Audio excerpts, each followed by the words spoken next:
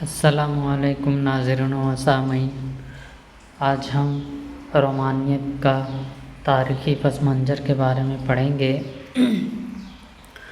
تو چلیے، میرے ویڈیو پر نئے ہیں تو سبسکرائب ضرور کریں تاکہ آنے والی ویڈیو آپ تک جلدی پہنچے۔ چلیں شروع کرتے ہیں۔ حسن و عشق کے ذکر کو رومان یا پھر جمالیات کو رومان کہہ دیا جاتا ہے، جو مکمل طور پر درست نہیں ہے۔ جیسا کہ ہم نے اردو ادب میں ہم پڑھتے ہیں تو حسن و عشق کے ذکر کو رومان یا جمالیات کو رومانیات کہہ دیا جاتا ہے، جو مکمل طور پر درست نہیں ہے۔ حقیقت یہ ہے کہ رومانیت جسے انگریزی میں رومانٹسزم کہتے ہیں، ایک مخصوص طرز فکر اور زاویہ نگاہ کا نام ہے، اور یہ اصطلاحی لفظ رومانس یا رومانا سے لیا گیا ہے۔ یہ رومان یا رومان سے لیا گیا ہے۔ رومانا جنوبی خطے کی لاطینی زبان کو کہا جاتا ہے۔ رومانا جنوبی خطے کی ایک لاطینی زبان کو کہا جاتا ہے، اور رومانس زبانیں وہ ہیں جو جنوبی یورپ کے علاقوں میں رائج ہیں۔ رومانا زبان نے 9ویں صدی عیسوی میں تحریری زبان کا درجہ حاصل کیا، اور صدیوں تک وہ صرف عشق و محبت کی قدیم داستانیں بیان کرنے کے لیے استعمال ہوتی رہی۔ یہ رومانا زبان 9ویں صدی عیسوی میں تحریری زبان کا درجہ حاصل کیا، اور صدیوں تک وہ صرف حسن و عشق و محبت کی باتوں کو قدیم داستانیں بیان کرنے کے لیے استعمال ہوتی تھی۔ یعنی کہ یوں سمجھ لیجئے تو رومانس کا مطلب ایک مزہ لینے والی، حسن و عشق کی مزہ لینے والی چیزوں کو ہم رومانس کہتے ہیں، ٹھیک ہے۔ چنانچہ عام اصطلاح میں کوئی خیالی قصہ لکھنے کو رومان لکھنا کہا جانے لگا۔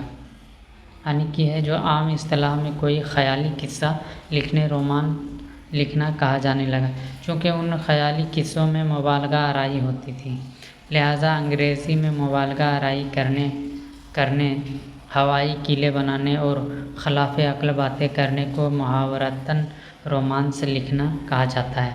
یعنی کہ انگریزی میں جیسے جو بھی دماغ میں آئے، ایک رومانس کے طور پر، ایک اچھی مطلب سننے اور سنانے میں تھوڑا مزے لینے کے طور پر جو بھی عقل کی باتیں یعنی کہ نکلے، وہ جیسے چاہے ویسے مطلب ایک مزہ لینے کے طور پر جو تحریریں کی جانے لگی، جو کہانیاں سنانے لگی، اسے رومانس کہا جانے لگا۔ لہٰذا وہ سارا ادب جس کی بنیاد خیال آرائیوں پر ہو، رومانوی ادب سے موسوم کیا گیا ہے۔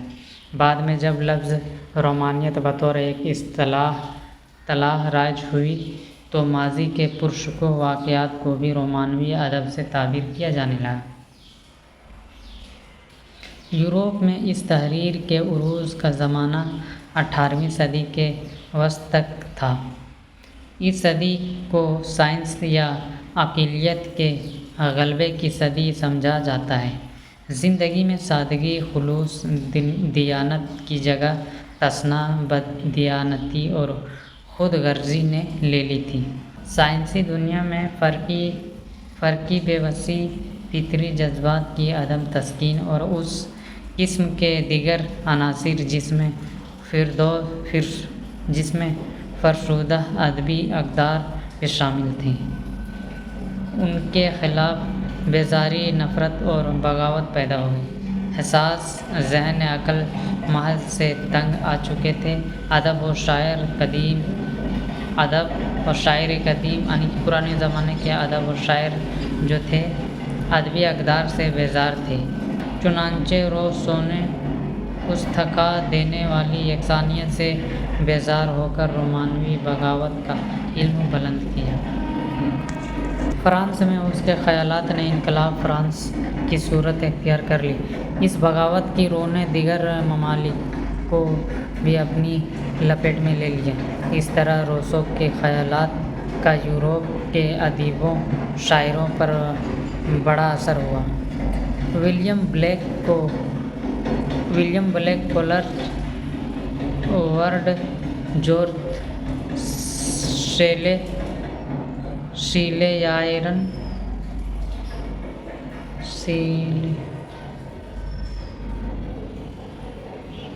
شیلے بائرن کیسٹ اور الٹراسکاٹ نے رومانوی ادب کا ڈول ڈالا۔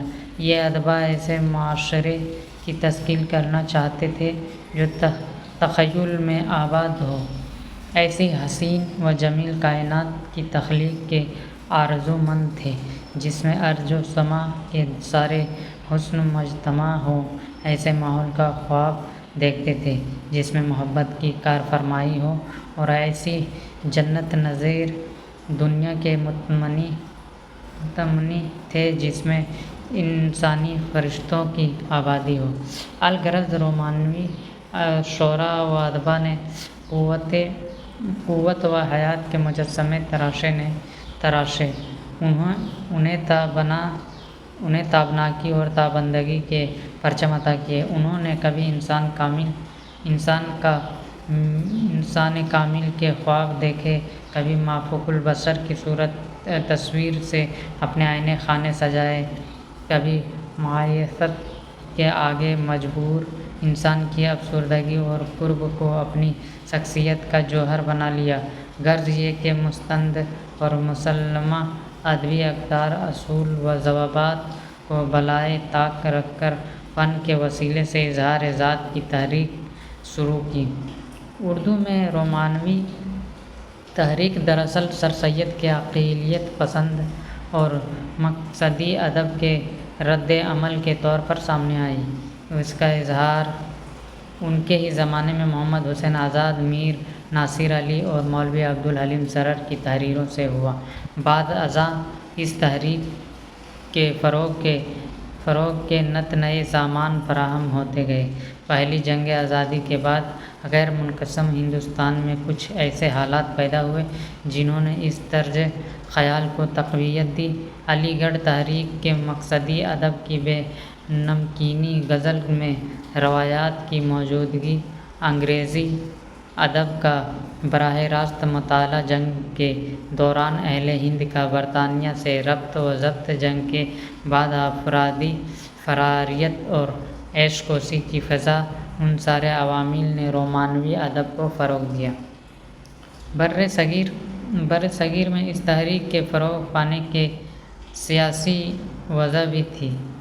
ایک طرف انگریزی حکومت سے نجات پانے کا جذبہ شدت کے ساتھ دلوں میں مجزن تھا، دوسری طرف اپنی مرضی کے خلاف ہندوستانی سپاہی برطانوی حکومت کے تحفظ و بقا کی خاطر میدان جنگ میں جانوں کی بازی لگا رہے تھے۔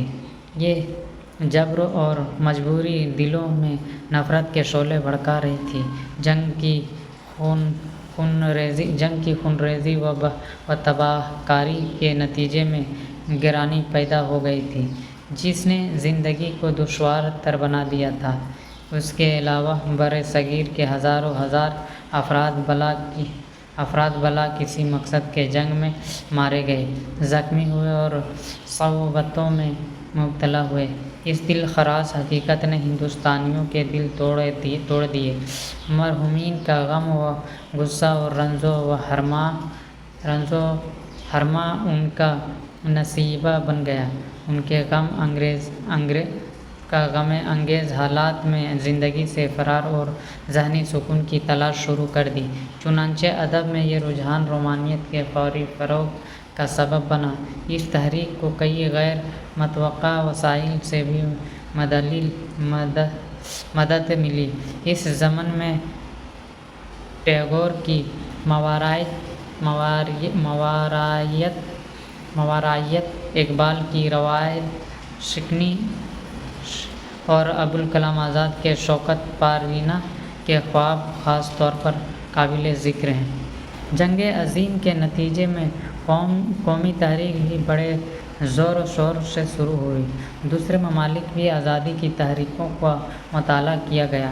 انگریزوں کے علاوہ دوسری زبانوں کی ادبیات کے مطالعہ پر توجہ دی گئی، ان سے اخذ و استفادے کا کا سلسلہ شروع ہوا۔ یہی سبب ہے کہ اردو نثر میں رومانیت کی ابتدا انگریزی کے بجائے ترکی تراجم سے، یعنی کہ ترکی کے ادب سے لیا گیا ترجمہ کر کے۔ سجاد حیدر یلدرم نے ترکی ادبیات پر خصوصی توجہ دی۔ ترکی میں رومانیت کا خاصا ذخیرہ موجود تھا، اسے اردو میں منتقل کیا گیا۔ نئے خیالات، نئے اسالیب اور نئے الفاظ و تراکیب نے ذہنی ساخت پر گہرا اثر ڈالا۔ سجاد حیدر یلدرم کے دوش بدوش رومانی نثر نگاروں کی کھیپ سامنے آتی گئی، جن میں خلیق دہلوی، نیاز فتح پوری، حجاب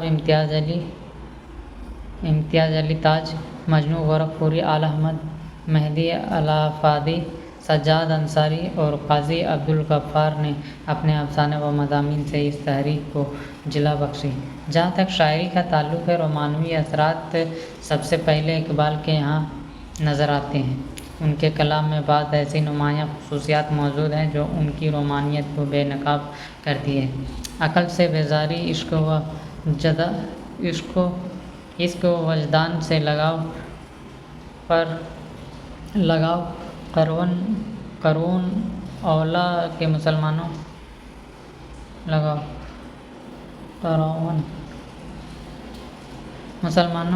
سے اثر پذیر قرون وسطیٰ کا پرشکوہ پس منظر اور فطری حسن کی عکاسی انہیں رومانیت سے بہت قریب لے آتی ہے۔ اقبال کے بعد رومانی رجحانات کو فروغ دینے میں جوش ملیح آبادی، اختر شیرانی، حفیظ جالندھری، عظمت اللہ خان، روش صدیقی، ساغر نظامی، حمید اللہ افسر میرٹھی وغیرہ کے نام خاصے نمایاں ہیں۔ اس تحریک نے تنقید نگاری پر بھی گہرے اثرات مرتب کیے۔ رومانوی تنقید نے ادب کو محض سماجی مفاہیم اور افکار کا ذریعہ نہیں سمجھا تھا، بلکہ اس کے حسن اور جمالیات کیف پر بھی زور دیا تھا۔ رومانی تنقیدی نتیجہ خود فراموشی اور حسن نگارش کی پرستش کا مظہر بن گئی اور نقاد کے مقصد تنقید سے زیادہ توصیفی و تشریحی اسلوب اختیار کرتا چلا گیا۔ اس تحریر کے اہم نقادوں میں عبدالرحمن بجنوری، آل احمد، مہدی افادی، مولوی نیاز فتح پوری، عبدالماجد دریا آبادی، مجنوں گورکھپوری وغیرہ قابل ذکر ہیں۔ رومانی تحریک کو فروغ دینے میں مخزن، رومان اور ہمایوں نے بھی اہم کارنامے انجام دیے۔ ان رسائل میں جن لکھنے والوں کے ہاتھوں یہ تحریر پروان چڑھی، ان میں اقبال، ابوالکلام آزاد، ظفر علی خاں، سجاد حیدر یلدرم، فلک پیما، شیخ عبدالقادر، اختر شیرانی وغیرہ قابل ذکر ہیں۔ انہوں نے اردو زبان کو ایک خاص قسم کے حسن و لطافت سے روشناس کیا اور پرزور قوت متخلہ کے بل پر رومانی تحریک کو فروغ دینے کی جدوجہد کی۔ المختصر، رومانی تحریک میں سر سید کی اصلاحی تحریک کی پیدا کردہ عقلیت اور جذبات کے فقدان پر ایک کاری ضرب لگائی اور شدید جذباتیت کو داخل کر کے آئندہ کے لیے متوازن نقطۂ نظر اختیار کرنے کی راہیں کھول دی۔ اس نے اس حقیقت کا بھی اعتراف کروایا کہ ادب آلۂ اشاعت نہیں بلکہ جذبات کی آشودگی ایک اہم ضرورت بھی ہے۔ اسی تحریک کا فیضان ہے کہ اردو شعر و ادب بہت سے نئے اسالیب و آہنگ سے آشنا ہوا، لیکن اسی تحریک کو آگے چل کر رد عمل کا سامنا کرنا پڑا، جس نے نئی شکل اختیار کی۔ داخلی تجربے کی لگن اور جذبات کی روح نے اپنے لیے دو راستے نکالے، ان میں سے ایک حلقۂ ارباب ذوق کی سمت مڑ گیا اور دوسرا ترقی پسند مصنفین کی صفوں کی جانب گامزن ہوا۔ آج کی ویڈیو میں اتنا، خدا حافظ۔